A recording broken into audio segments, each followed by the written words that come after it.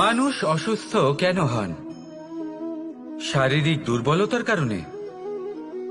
না, মানুষ অসুস্থ হন তার মানসিকতার কারণে, তার বিবেকের কারণে, তার কর্মের কারণে, তার ক্রোধের কারণে। আর যখন কেউ সুস্থ হন, ঠিক হয়ে যান, তার মানে এটা নয় যে শুধু ওষুধের জন্য তিনি সুস্থ হয়েছেন।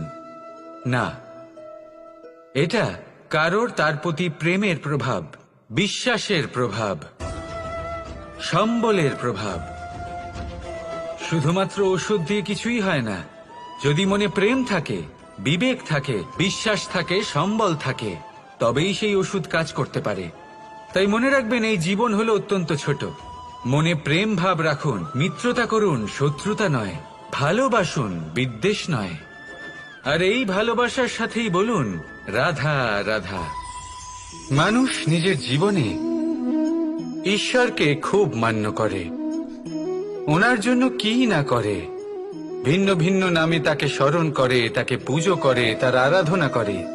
সে জানে যে ঈশ্বর তাকে শক্তি অবশ্যই দেবেন, তাকে সাহায্য অবশ্যই করবেন।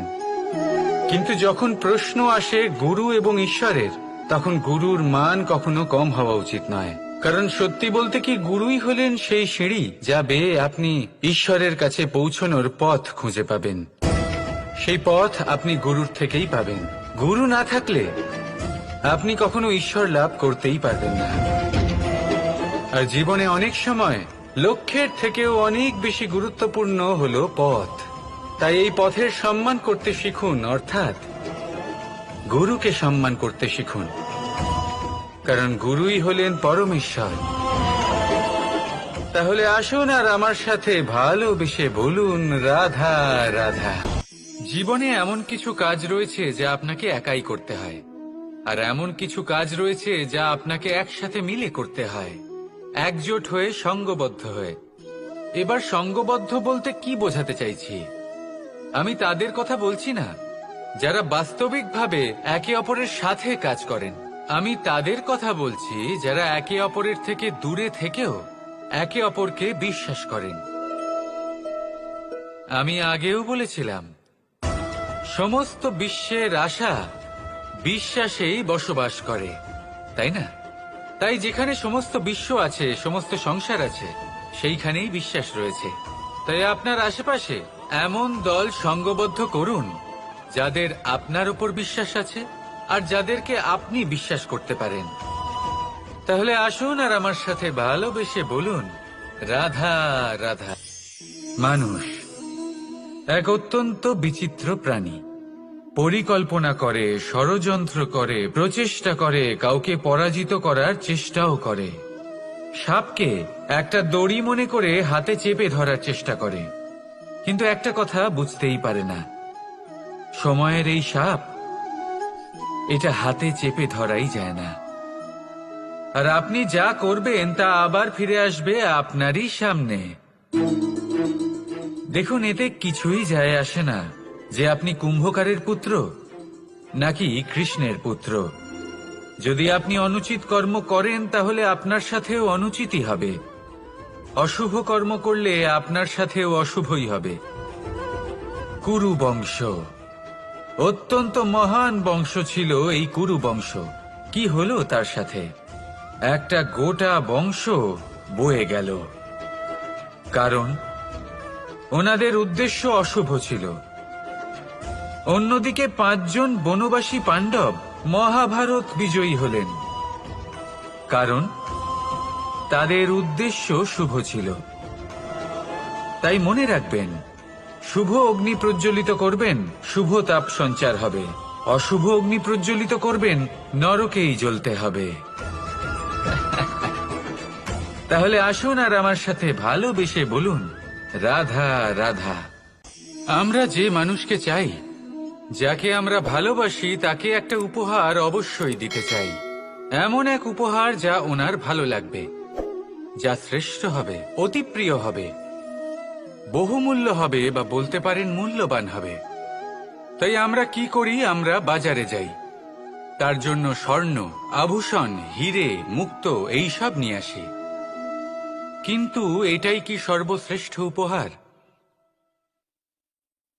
কখনোই নয়। সর্বশ্রেষ্ঠ উপহার হল স্বাধীনতা, তাকে নিজের মনের মতো বাঁচার স্বাধীনতা। যদি আপনি কাউকে স্বাধীনতা না দিতে পারেন, তাহলে সে কোথাও না কোথাও বন্দী হয়ে যায়, তার বিকাশ কোথাও না কোথাও আটকে যায়। কিন্তু যদি আপনি কাউকে স্বাধীনতা দিতে পারেন, তাহলে আপনি দেখবেন ও সমস্ত সংসারকে, এই জীবনকে নিজের দৃষ্টিভঙ্গি দিয়ে দেখবে, বুঝবে যে কোনটা হলো উচিত আর কোনটা হলো অনুচিত। আর এটাই হলো সর্বশ্রেষ্ঠ। আর এবার যদি কাউকে স্বাধীনতার মাধ্যমে এত বড় একটা শক্তি দিতে পারেন, তাহলে আপনি আমাকে বলুন, এর থেকে বড় উপহার আর কি হতে পারে? আসুন আর আমার সাথে ভালোবেসে বলুন, রাধা রাধা। আপনার জীবনে আপনার প্রকৃত বন্ধু আসলে কে? আপনার সব থেকে শ্রেষ্ঠ মিত্র আসলে কে? তিনি যিনি সময় এলে পরে আপনাকে সাহায্য করেন, নাকি তিনি যিনি সময় এলে পরে আপনাকে অর্থ দেন? দেখুন, আমরা হলাম মানুষ, আমাদের জীবনে লেনদেন চলতেই থাকে, এটা আমাদের জীবনের অভিন্ন অংশ। কিন্তু অনেক সময় এমন হয় যে আমরা তাকেই নিজের প্রকৃত বন্ধু বলে মনে করি, যিনি আমাদের একটা বহুমূল্য উপহার দেন, ঠিক কিনা? এবার আপনার জীবনে সেই বহুমূল্য উপহার কোনটা, ওই অমূল্য মিত্র আসলে কে, সেই সিদ্ধান্ত হলো আপনার। কিন্তু যদি আপনি আমাকে জিজ্ঞেস করেন, তাহলে আমার মতে স্বর্ণ, হিরে, মুক্ত, ধন এগুলো বহুমূল্য নয়। বহুমূল্য হলো সঙ্গ, যখন আপনি একা হয়ে যাবেন, সময়, যখন আপনার তাকে প্রয়োজন হবে, সমর্পণ, যখন আপনার বিশ্বাসের প্রয়োজন পড়বে। যে মানুষ আপনার প্রতি এই 3 গুণ প্রদর্শন করেন, যিনি আপনার কঠিন সময়ে আপনাকে অবশ্যই সঙ্গ দেবেন, যখন আপনার প্রয়োজন পড়বে আপনাকে অবশ্যই সময় দেবেন, আপনার প্রতি সম্পূর্ণ সমর্পিত থাকবেন, সেই হলো আপনার আসল মিত্র, সেই হলো আপনার প্রকৃত বন্ধু। কারণ সত্যি বললে, বন্ধুত্বের অর্থই হলো নিজেকে সম্পূর্ণরূপে কারোর কাছে সমর্পণ করে দেওয়া। তাই আপনার সেই বন্ধুর জন্য নিজের প্রাণ উজাড় করে দিন, আর ভালোবেসে বলুন, রাধা রাধা। পিতা আর পুত্রের সম্পর্ক অত্যন্ত মধুর হয়ে থাকে। পিতা স্বপ্ন দেখেন, তাকে পূর্ণ করার সকল সম্ভাব্য চেষ্টা করেন, কিন্তু তাও অনেক সময় ওনার স্বপ্ন অপূর্ণ থেকে যায়। তখন পিতা ভাবেন যে স্বপ্ন উনি পূর্ণ করতে পারেননি, ওনার সন্তান তা অবশ্যই পূরণ করবে। যে স্থানে উনি কখনো পৌঁছতে পারেননি, সেই স্থানে ওনার পুত্র অবশ্যই পৌঁছবে। পিতা নিজের সন্তানের ভবিষ্যৎ নিয়ে সেই স্বপ্ন দেখেন, আর যখন সেই সন্তান সামনে এগোতে থাকে, তখন তার দুঃখ হয় না, বরং গর্ব হয়। ওনার ভালো লাগে এটা দেখে যে ওনার সন্তান অনেক উন্নতি করছে। কিন্তু যখন সন্তান নিজের অভিভাবকের শক্তি দেখে, তার যশ দেখে হিংসা করতে থাকে, সমস্যা সেইখানেই শুরু হয়। সেই জন্য সকল সন্তানকে এটা মনে রাখতে হবে, দেখুন, পুত্র হবার সুবাদে, এক সন্তান হবার সুবাদে এটা হলো আপনার অধিকার যে আপনি আপনার পিতার থেকে বেশি উন্নতি করবেন। আপনার পিতাও এটাই চান, কিন্তু সুস্থভাবে এটা করুন। একটা রেখা টেনে নিন, যাতে আপনি তাতে এগোতে পারেন, আর আপনার পিতার তাতে গর্ববোধ হয়, আর সেই বিষয়ে দুঃখ না হয় যে আমার সন্তান আমাকেই ছোট করার চেষ্টা করছে। ইতিহাস সাক্ষী রয়েছে, যে মানুষ অন্য কাউকে ছোট করার চেষ্টা করেছেন, সেই মানুষই ছোট হয়ে গেছেন। আর আমার মনে হয় না আপনি এটা চান, কারণ কোনো একদিন আপনিও কারোর পিতা হবেন। আসুন আমার সাথে ভালোবেসে বলুন, রাধা রাধা।